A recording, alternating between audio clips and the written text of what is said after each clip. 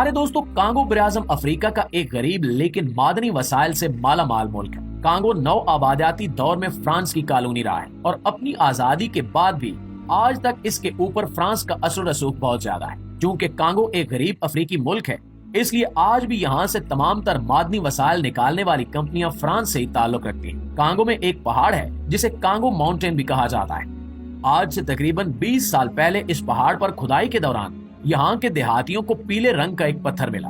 जब उन्होंने मजीद खुदाई की तो उस पत्थर के साथ साथ वहाँ पे पीले रंग के बेशुमार पथरीले टुकड़े मिले, जिनका तजिया करने पर मालूम हुआ कि ये खालिस सोने के बने हुए हैं। ये खबर फैलते ही पूरे का पूरा गांव जो उस पहाड़ के आसपास आबाद था वहाँ उमड़ आया और उन्होंने तेजी से इस पहाड़ को खोदना शुरू कर दिया। तकरीबन 1 महीने तक वहाँ के देहाती इस पहाड़ को खोदते रहे और हर रोज ही इन्हें सोने की बेशुमार मिकदार मिलती रही।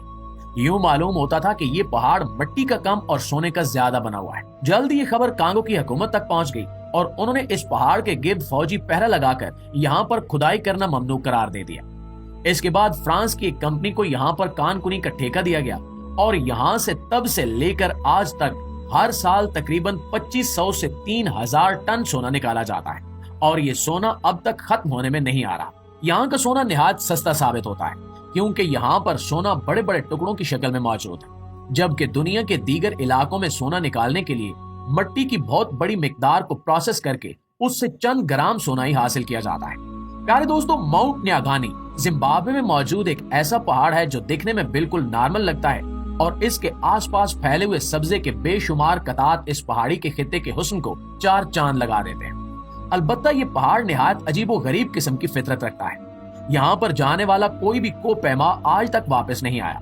मकामी लोगों के मुताबिक इस पहाड़ पर जिन्नात का बसेरा है जो यहाँ आने वाले हर शख्स को कत्ल कर देते हैं। हैरत की बात यह है कि इस पहाड़ पर जाने वाले किसी भी शख्स की आज तक लाश भी नहीं मिल सकी। लाश तो बहुत दूर की बात, इन लोगों के साथ मौजूद सामान, यहाँ तक कि यहाँ पर गायब होने वाले लोगों के कपड़े या कोई छोटी सी छोटी चीज भी आज तक वापस नहीं मिली। मकामी लोगों का अकीदा है कि यहाँ पर रहने वाले जिन्नात यहाँ आने वाले हर शख्स को पहाड़ों में गायब कर देते हैं और उसे कत्ल करके उसका सामान अपने कब्जे में ले लेते हैं।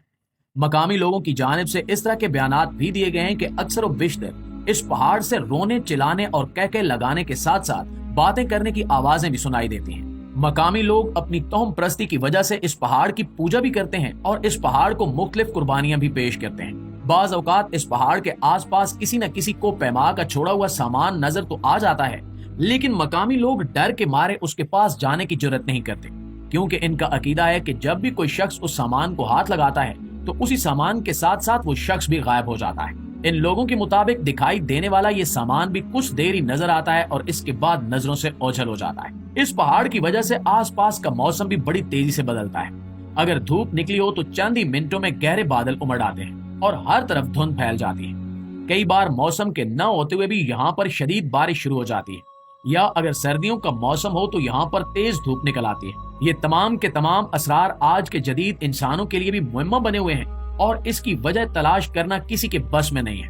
दोस्तों, हंडरबर्ग माउंटेन जर्मनी में मौजूद एक ऐसा पहाड़ है जिसके बारे में बेशुमार अफवाहें मौजूद हैं। सन 1987 में कोपहमाओं का एक ग्रुप इस पहाड़ को सर करने के लिए गया और रास्ते में कैंप लगाकर इन्होंने आराम करना चाहा। तब इनकी नजर उस पहाड़ में बने हुए एक गार पर पड़ी। उन्होंने सोचा कि हम इस गार के अंदर जाकर खेमा लगा लेते हैं ताकि जंगली जानवरों से महफूज रह सके। यूं वो लोग गार में उतर गए, लेकिन इसके बाद उनका कोई सुराग नहीं मिला। उनकी कार उसी पहाड़ के नीचे खड़ी हुई मिली। पुलिस और उनके अहले खाना 3 महीने तक इन्हें तलाश करते रहे। 3 माह बाद उन लोगों ने अपने घर वालों से राब्ता किया और उन्हें बताया कि हम बिल्कुल खैरियत से हैं और घर वापस आ रहे हैं। इन लोगों के बकौल जब वो उस गार में जाकर लेटे तो इन्हें नींद आ गई। जागने पर इन्हें मालूम हुआ कि वो उस गार में मौजूद नहीं है बल्कि दूर अफ्तादा किसी जजीरे पर है।